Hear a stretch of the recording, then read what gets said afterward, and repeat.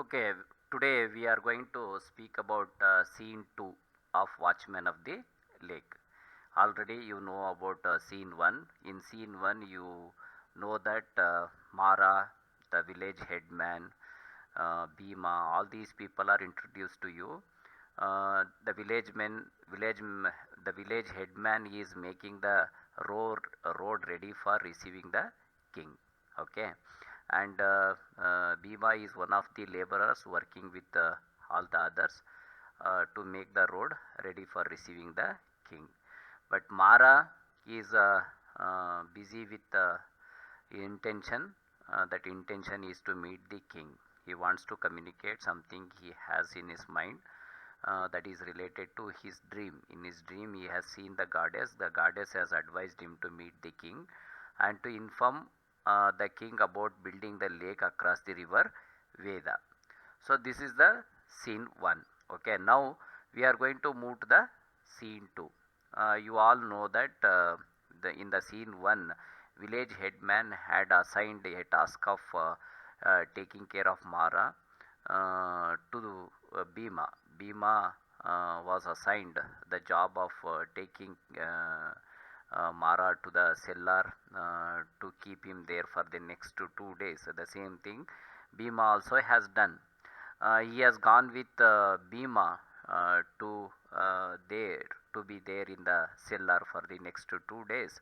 But while going with Bhima, he told that he would explain the story. He would narrate the story to him what he had in his dream. Accordingly, he has done that. That is how he had planned, I think. Okay, now after that, what happened, we don't know. Now we are going to know that in scene 2 what happened after he took him to the cellar. Okay, trumpets blowing, restrained cheering of crowds, etc. announce the arrival of the king. Suddenly there is a confusion. As the king is about to pass under a tree, someone jumps down from its branches. A medley of voices crying, "Where did he jump from? Who is he? Hold him." Okay, now there is a celebration going on. Okay, I think it is a procession which is going on now. As you all know that the king is going to arrive to the village. That is the thing. Now it is happening. And the procession of king is going on now. The king is coming to the village. At that time, trumpets blowing. It means these are all the musical instruments people are blowing to celebrate the arrival of the uh, king. Okay. At that time, restrained cheering of crowds, etc. People they are making lots of noises. In that, some people are advising them not to make the noise, but they are all cheering with happiness to receive the king. Some people they are also announcing the arrival of the king. Announce the arrival of the king. Suddenly there is a confusion. What is this confusion? As the king is about to pass under a tree, someone jumps down from its branches. It means there is a tree just beside the road. There is a tree. Okay, in the tree, someone was sitting. It is believed. Okay, the king is about to pass under a tree. Under the tree, at that time, suddenly a man jumped from the tree just in front of the king. He jumped. Okay, at that time, a medley of voices crying. All the people started to cry, make noises. Where did he jump from? Who is he? Hold him. So like this, people started to make their voices. At that time, what the king said? King, silence. Who is this man? He said, he is asking, who is that man jumped from the tree? He is asking. Answering voices. So there is no particular voice. Some people said, Your gracious majesty, this man, he started to tell. Someone from the crowd, he started to tell, king, we will hear the man himself speak. So king wants to know from the man himself who is that man. Okay, so who jumped from the tree, the same man should speak according to the king. Okay, answering the answering voice, another person, the same voice from the crowd, he said, Your Majesty, he is unworthy of your Majesty's notice. Means he is interrupting, he is not allowing that man to speak. Instead, he is saying he is unworthy of your Majesty's notice. It means he is not good, he is not he is not worth of your notice. He should not come in front of you. He is an unworthy person. He is not having any value in the society. Such a kind of words he used. For that, the king said, "We will hear the man himself speak." He doesn't want anyone to speak. Rather, the man who jumped from the tree must only speak. That is what king says. Let him be brought forward. Means he was told to bring forward. It means the people who had held him tightly, means that man who jumped from the tree was not allowed to go away, run away. So he was held by the people who were there. Then the king told him to be brought forward. For that, the man is dragged before the king. Now he is in front of the king. Who are you? Where did you jump from? This is the order of the king. Who are you? Where did you drop from? Okay. So having said that, having told that man to speak, the king is patiently waiting to listen what that man speaks. Now Mara is speaking. That man who jumped from the tree is Mara only. He is going to speak now. He will listen to Mara. Okay, Mara. Your gracious Majesty, I am an unworthy dog, but I have a word to convey to your gracious ears. And after I have uttered it, I shall gladly allow myself to be trampled under the feet of the mighty elephant which bears your royal person. Okay. Now Mara is saying that he was an unworthy dog, but he has something to convey. After he conveyed that message, what he wanted, he was ready to get trampled under the mighty elephant. It means he was ready to get killed by the mighty elephant which carried the royal person. It means the king was passing on the back of the elephant. Okay, under the feet of that same mighty elephant, he was ready to get killed after he conveyed the message what he wanted to communicate. Okay, for that, from several days he was waiting and trying like anything. Okay, now the king is asking, where were you all the time? In the tree? He asked this question. For that, Mara, yes, your Majesty, I was there since the cock crew this morning. I knew the royal passage lay here. I knew him. Mara says that he knew that the king would arrive to the village. So to meet him, he was waiting there in the tree since the early morning. King said that, waiting in a tree, you could have asked for an audience. He is saying, okay, instead of waiting in a tree, you could have asked for an audience. You could have been with the audience just like anyone else there. For that, Mara said, they stoned me at sight and commanded me to take myself out of the village. When I still appeared, they bound and threw me in a cellar. But the man who was my jailer, though a giant in appearance, as the soul of a baby, he let me go when he heard of my dream and the command of the goddess. And I slipped out unseen and climbed this tree and hid myself in its leaves, waiting and praying for your Majesty's gracious arrival. He said that, of course, I tried whenever I wanted to meet directly in person, just like anybody else. What the people did, he said, they stoned me at sight. Whenever he appeared, the people were throwing stones at him. They were trying to send him out of the village and commanded me to take myself out of the village. All the people told him to go out of the village. That was the command given by people to him. When I still appeared, they bound and threw me in a cellar. So when he did not listen to them, what they did, they bound his legs and hands and threw him in a cellar.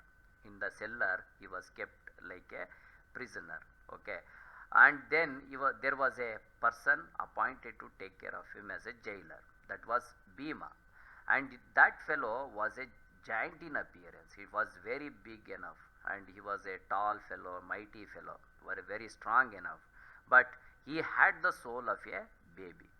That fellow, when he heard of the dream, what Mara had in his dream, and the command of the goddess, what he had heard from the goddess, everything, when he explained to that jailer Bhima, he heard and he became sympathetic and he let him go. When he left him go, what Mara did, he slipped out unseen without falling to anyone's sight. He came and he climbed the tree which was next to the road, which was beside the road, and he climbed that tree and he hid himself in its leaves, and he was waiting till the king arrived to the place. Okay, that is what he communicated directly to the king. Now, king, what do you want? The king is asking what Mara wanted.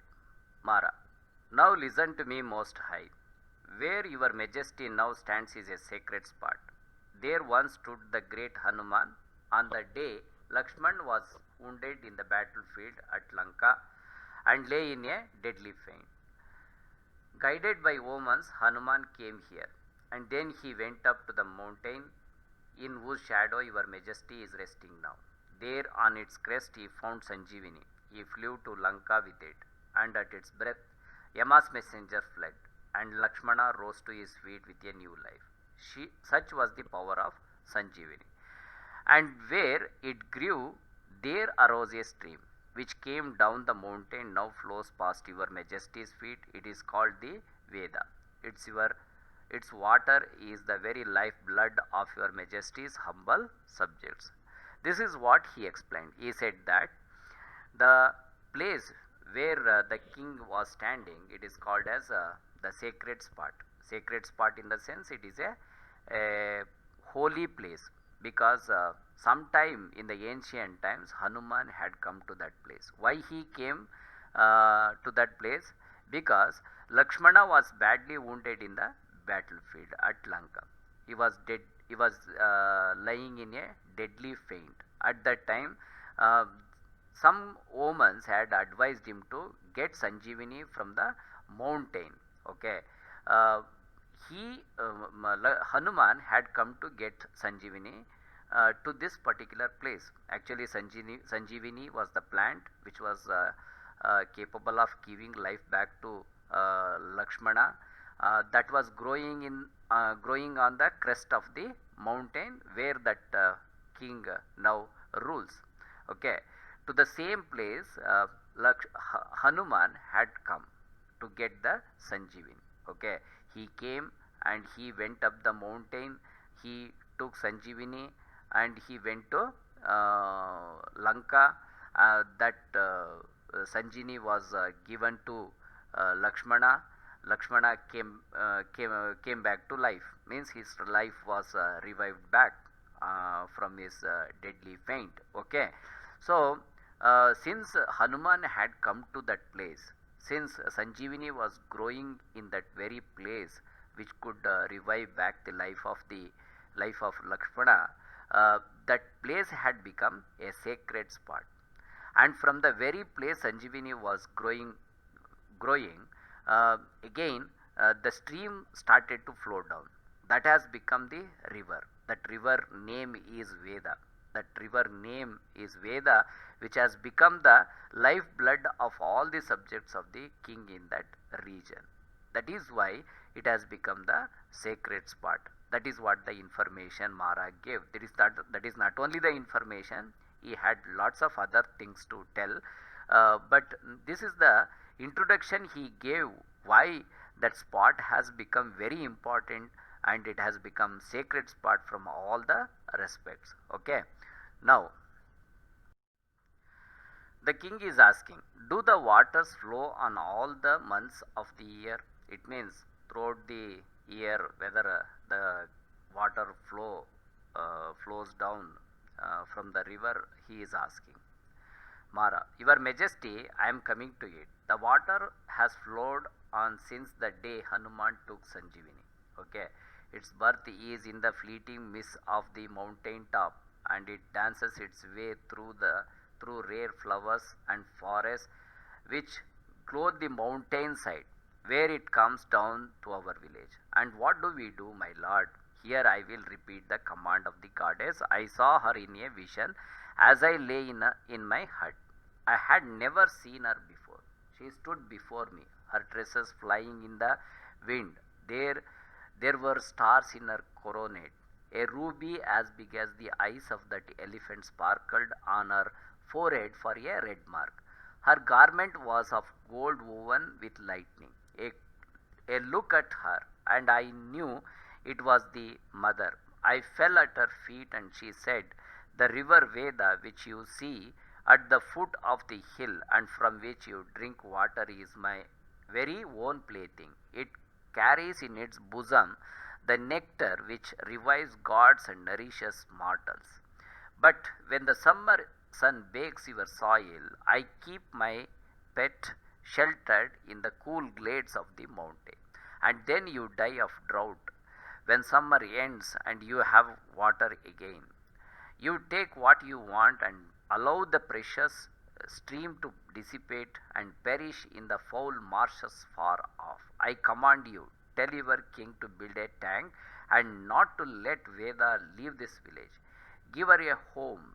These were the words of the goddess. I have repeated them. Your Majesty may trample me down under your elephant now.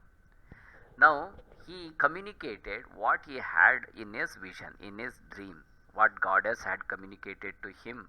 That same thing he communicated here to the king. Okay, Mara is saying, Your Majesty, I am coming to it. It means to explain whether the river flows down all the months of the year.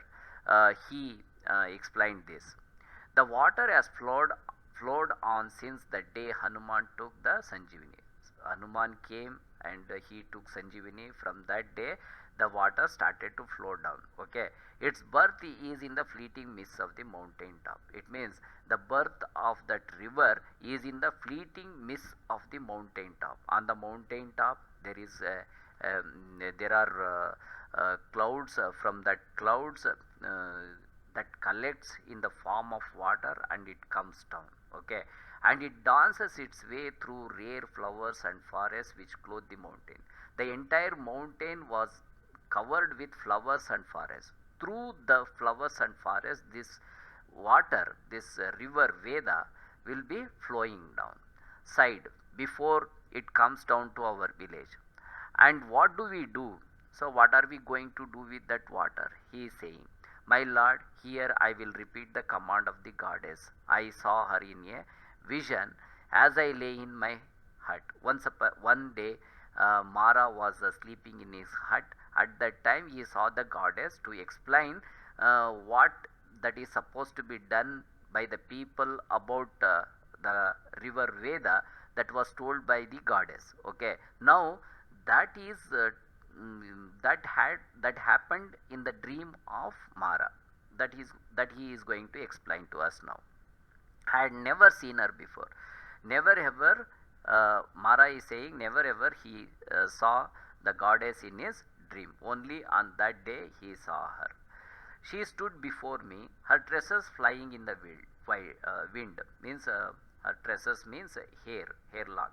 Okay, that was flying in the wind. There were stars in her coronet. It means the goddess was wearing a coronet. In that stars were there. A ruby as big as the eyes of that elephant sparkled on her forehead for a red mark. On her forehead there was a red mark that was a sort of ruby. Okay, it was the size of the elephant's eye. Okay, her garment was of gold woven with lightning. It means her clothes, they were of gold, and they were flashing like lightning. A look at her, and I knew it was the mother. It was the he understood immediately as soon as he saw her in his vision. He understood that she was the goddess. She was the mother.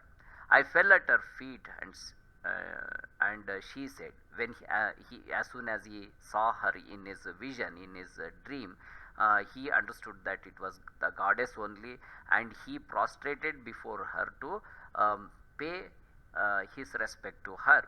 And she said, the river Veda which you see at the foot of the hill and from which you drink water is my very own plaything.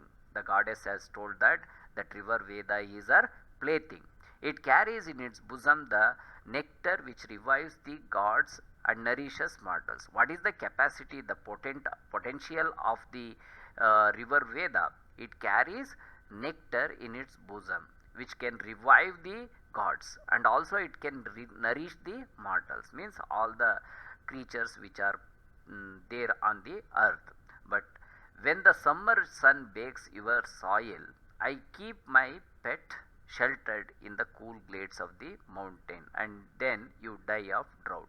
In the summer season, it is not allowed to be flowing down the mountain. It will be kept in the cool glades. Okay, so then all the people would not get the water and they will be suffering from drought. When summer ends and you have water again, how after the summer season, how the people are going to get the water? Because the goddess is going to release her to flow down, and then they will get the water. You take what you want. All the people, how they behave towards the water which flow down in the other seasons apart from summer season, they take whatever they want in the other season, and the rest of the water will be allowed to flow down and allow the precious stream to dissipate and perish in the foul marshes far off. So it will flow down after these people used how much they wanted. The rest of the water will flow down and it will dissipate and it will perish in the foul marshes. Foul marshes in the means it is going to become waste. It is not going to be used for any other purpose. It is not good for anything. It will not be in a good condition to use it, and that is how it is going to get wasted in the other seasons, like apart from summer season. Okay, so now the people do not use the water properly. In the summer season, when there is no water, people will suffer. In the other seasons, when they get the water, they cannot store the water. That's why the goddess has told Mara to inform the king. What is that? I command you, tell your king to build a tank and not to let Veda leave this village. That is the command of the goddess. She has told Mara to meet king and to inform the king to build a lake for the river Veda, so that Veda is not going to leave that village, and all the people get the water in all the days of the year. They will not suffer without water. These were the words of the goddess. I have repeated them. Your majesty may trample me down under your elephant now. This is the words Mara communicated to the king. Whatever he had seen in the vision, in his dream, whatever he had heard from the goddess, the same thing he communicated to the king. It means the king is supposed to build a lake across the river Veda. That is as per the command of the goddess. Goddess has told that river Veda is her plaything. It can revive the gods and nourish the mortals, but that was not given proper shelter in that village. They had not built the river lake for the river, so that all the people suffer without water in the summer season, and it is getting wasted in other seasons. The excessive water is getting wasted in the other seasons. So if they build a lake for that river Veda, that can be used for the rest of the seasons, rest of the days in the year. When he communicated this thing, he also requested the god to trample him under his elephant's legs. Okay, so now this is what the information he wanted to give, and he did it. now he is ready to get killed. Okay. When Mara, after explained everything, narrated everything related to his dream about the lake, he went nearer to the elephant to get trampled. At that time, king said, far from it. It means he should not go nearer to the elephant to get killed, because you have the grace of gods upon you. It means he was graced by the gods. It means in his vision the goddess has appeared. Your words are weighty.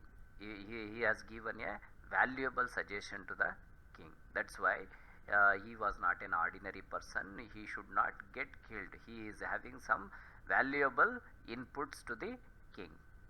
When we return this way tomorrow, accompany us to the capital. King also told to Mara to go with him to the capital to meet him in the palace. Okay, Mara, forgive me, gracious one. He is requesting like this: forgive me, gracious one. I have only these rags to wear. It means, rags means old torn clothes. Okay, so dress. These are all not these are all not good dress to go with the king. It is not up to the standard of the king. He must wear good dress at least. But now that is not important in any way. That's why I have only these rags to wear. I am Mara the mad. He is also telling, I am Mara, considered as madman across the region. How can I follow your majesty to the capital? He is requesting how could he go with the king to the capital with those rags, and he was also an ordinary person. He was also considered as the madman by all the people in the region. When he said that, king is saying, our command is clear. He ordered him to go with him to the kingdom. Okay. Now Mara also obeyed it. I obey. Having said that, he obeyed, and he would follow the king the next day to the capital. These are the things happen in the scene 2. Okay, now you know that in scene 2, whatever the vision he had, whatever the dream he had related to the river Veda, related to the lake to be built across the river Veda, that he communicated to the king. The next thing is, it is going to be ready. Means the lake is going to get ready. It means it will be built for the people, and the people are going to use that lake and its water. Okay, and then Mara is going to become the watchman of the lake. From the beginning, he is going to become the master, supervisor, and watchman of the lake. He is going to become everything for the lake. He will be the owner of that lake. He will be given the full powers to control and monitor the entire lake. He is the full authority in in the entire kingdom. Okay, so that is the thing which is going to happen. In the next scene, we are going to understand how he is going to take care of the lake after it is built. Okay.